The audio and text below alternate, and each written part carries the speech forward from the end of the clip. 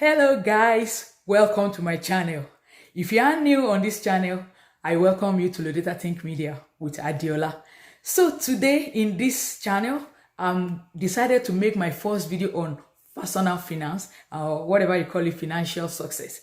And the reason why I'm doing this video is because COVID-19 pandemic has come to teach you and I the bare need why we need to be good managers of our money or of our resources. A couple of years ago, I read a quote from a book titled Money Will Not Make You Rich. And in that book, the quote states, our financial fulfillment in life is not as much dependent on how much you and I make or earn, but as much more than how more a successful manager of those resources you and I are. And so, today's video, I title it, Money Habits and Money Saving Tips for a Successful Life. Money Habits and Money Saving Tips for a Successful Life. So, without much ado, let's dive in. The first money habit that I'm going to be sharing with you on today's video is savings. And by savings, I mean ability to retain money. You see, a whole lot of difference between a poor person and a rich person is the fact that a poor man spends his money and saves the rest. But someone who is rich first saves and then sends the rest. So you and I know, after you might have successfully removed your tax and successfully pay your tax, there is a rule called the 70-30 rule, which says by having successfully fulfilled your tax requirement, you are bound to live within 70% of your income, and you are mandatory to save 30% of the same income, the remaining. And by saving the 30%, it's meant to help you take mastery over your finances. And that 30%, what is it going for? The 30% is going into savings, 10%, like some of you call it, they call it tithe or charity or giving to the poor. You save 10% for charity, save 10% for investment, and the last 10% is for you, is personally for you, for personal development. So when you do this, you are going to discover that you will be able to have something to lay hold on in the rainy days. Okay, let's move on to the second point. The second point for the money habits and tools that I'm sharing with you today is invest in your financial education. The second richest man in the world, Bill Gates, says that he reads a book in a week. Every week he reads one book, new book. And the reason why he is reading a book in a week is because he believes that reading is essential to your success. And so you and I, if such a person of such caliber is still reading, you and I have no reason why not to read. So by daring to read, you get surrounded by wisdom and knowledge of people that have been ahead of you in that sphere and in that height you want to achieve. Reading of books, surrounding yourself with friends of the future you want to see, surrounding yourself with mentors of the kind of life you want to witness, not going around with negative people that shun people down. You see some people, they are so negative. When they say rich people, they say, oh, don't mind that man. Do you know how he got his money? It's a scam. It's a scam. You know, they kind of belittled and water down and run down people that are rich in the name of being jealous, but they are not truthful. They desire to. So I don't want you to follow that path. You and I are supposed to do what? Surround ourselves with positive people that can help and encourage our journey towards achieving mastery in our financial freedom. Guys, if you are finding value in the points I'm sharing, I encourage you to please click on the subscription button and subscribe to my channel, and please like it, give me a like. Thank you very much. Now, another point that I'm going to be sharing, which is the third point, is grow your skill and talent.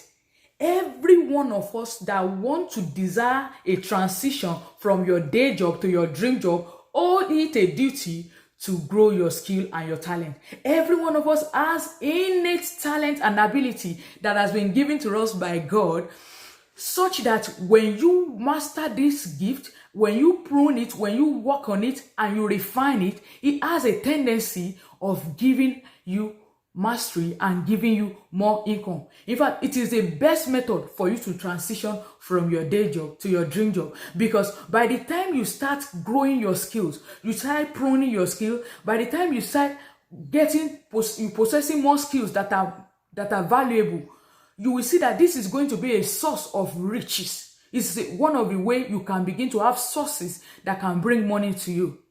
And I remember back then, when I was still at home, when I was not going to school, I learned keyboard. And when I was playing that keyboard, I grew that skill. Do you know that during those periods when I was nowhere, whenever we have outings to play, we get honorarium.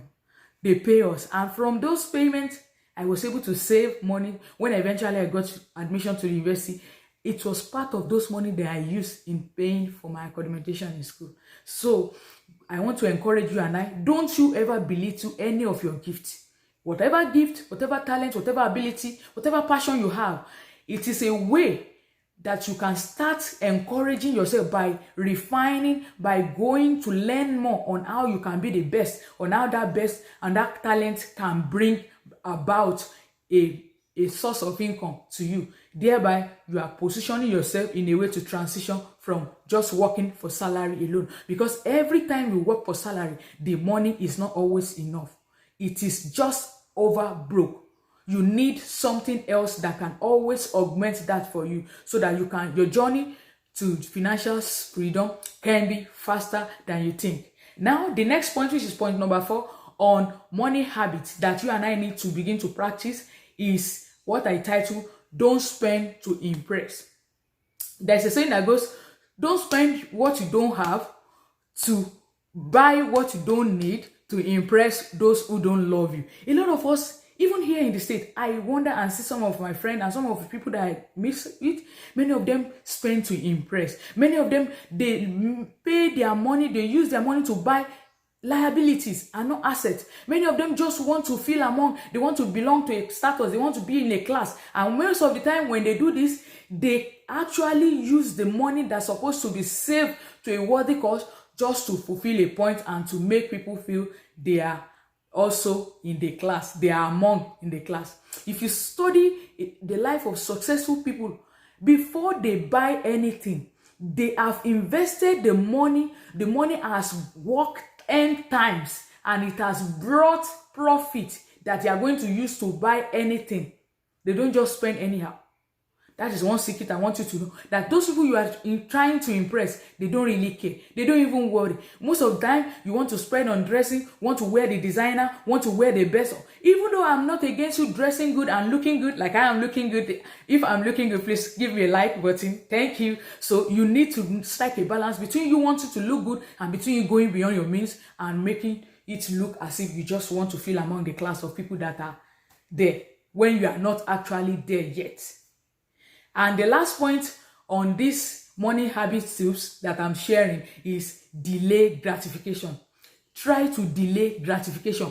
Don't spend tomorrow's money today. Don't spend tomorrow's money on food for today.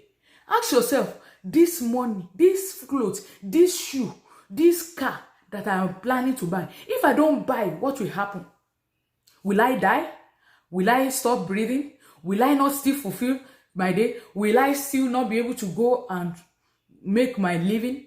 If the answer to this question is no, I encourage you, you have to learn how to say no to those spendings. Because most of the time when you engage and still go forward in those spending, engaging in those spending, what you find out is that it's going to limit you. It's going to put you under bondage, and it's going to make you continue grinding on that rat race of working for money, which is not the best thing. As a matter of fact, as much as we can try, we can do, we need to begin to see how we can begin to live our life in such a way that we are not trading our life, our existence for money, but we are living, actually doing what we like, and in the process of doing what we like, you are attracting money to yourself. This is the best height and the ultimate level where every one of us should desire to be. I, standing before you today, I'm not yet there, I'm not yet a millionaire, but I can rightly tell you that